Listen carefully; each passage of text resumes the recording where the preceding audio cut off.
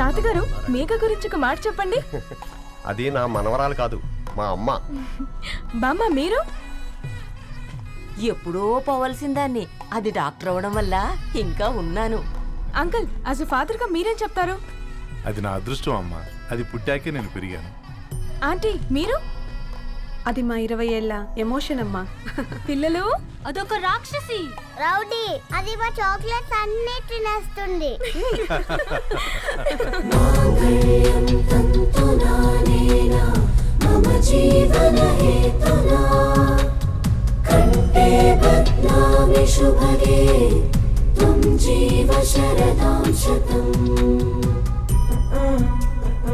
I will be with you for the rest of my life.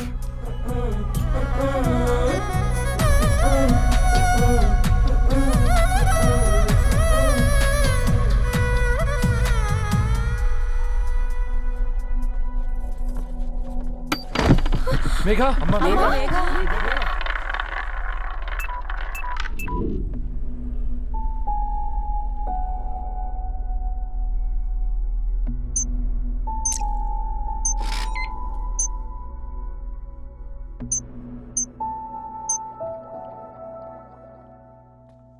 ఏంట్రా అందరూ ఇలా డీలా పడిపోయారు? ఎంగేజ్మెంట్ హడావిడిలో 2 రోజుల నుంచి ఏం తినలేదు కదా, దాంతో కళ్ళు తిరిగి పడిపోయినట్టుంది. లేదు, తను కళ్ళు తిరిగి పడిపోలేదురా. ఏంట్రా ఏమంటున్నావు? అవునరా, తను ఎక్కువ కాలం మనతో ఉండలేదు. ఏంట్రా ఇది? It's a rare genetical disorder. మెడికల్గా దీన్ని స్పింగోహిపోడోసిస్ అంటారు. త్వరలోనే పెళ్లి కూడా పెట్టుకున్నాం, ఇంతలోనే ఇలా ఎలా?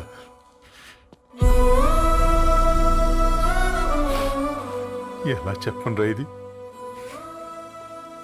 అమ్మాయికి ఎలా చెప్పాలో అర్థం కావట్లేదు. తను డాక్టర్ కాబట్టి అర్థం చేసుకోగలదు. ముందు మీరు అర్థం చేసుకోండి చాలు.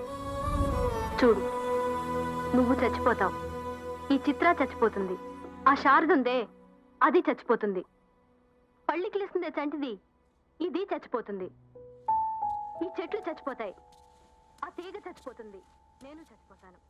కాకపోతే నేను 2 రోజులు ముందుగా చచ్చిపోతాను. మా ఏంటి ఇంకా దీపం పెట్టలేదా? ఏంట్రా ఆయనకి దీపం పెట్టేది?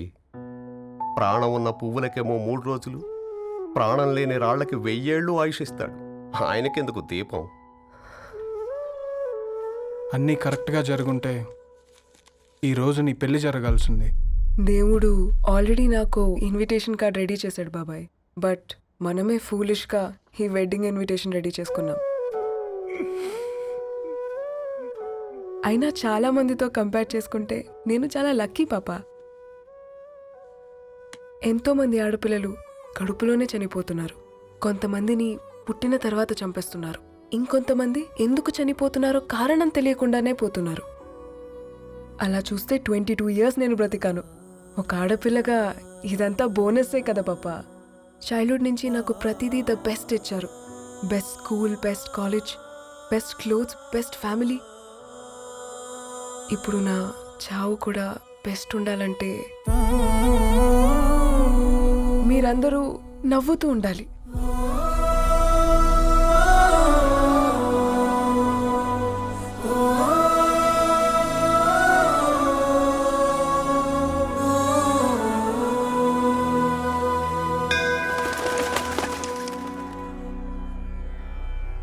दीर्घ आयुष्मान भव.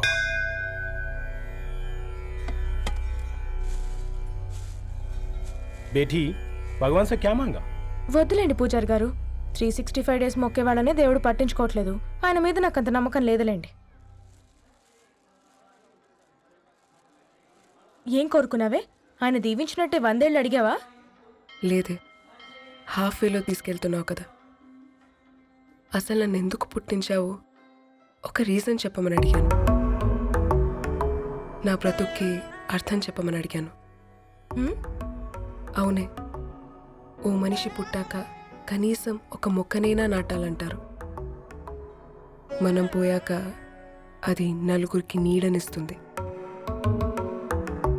అట్లీస్ట్ నేను ఆ పని కూడా చేయలేదు. ఈ బర్త్కి పర్పస్ ఏంటో తెలియట్లేదనేదే నా బాధ. ఏంటే ఓ పర్పస్ అని చెప్తున్నా? 1 వీక్ బ్యాక్ మా బాబాయ్ వాళ్ళ ఇంట్లో ఏం జరిగిందో తెలుసుగా? వాళ్ళ బాబు పుట్టగానే చనిపోయాడు. పాపం వాళ్ళు ఇంకా కూర్చొని ఏడుస్తూనే ఉన్నారు. మరి ఆ బాబు లైఫ్కి పర్పస్ ఏంటే? ఆ బిడ్డ పుట్టక ముందు వాళ్ళు ఎలా ఉండేవాళ్ళు? విడిపోదాం అనుకున్నారు. ఇప్పుడు కలిసి ఉన్నారు కదా. ఆ బిడ్డ పర్పస్ వాళ్ళని కలపడమే.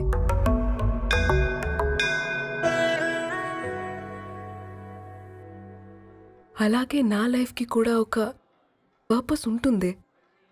बेटी हाँ? ये लो बजरंगी का सिंदूर अंता मंची जరుగుతుంది.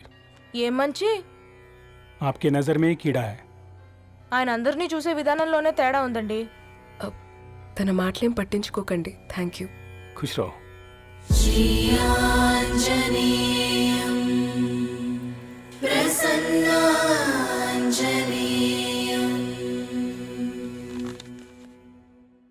ధారణి, నేను చదివిన మొట్టమొదటి కవిత ఈ 3 అక్షరాలు. ఏంటి ఇది? ఏదో డైరీలో పేపర్లా ఉంది.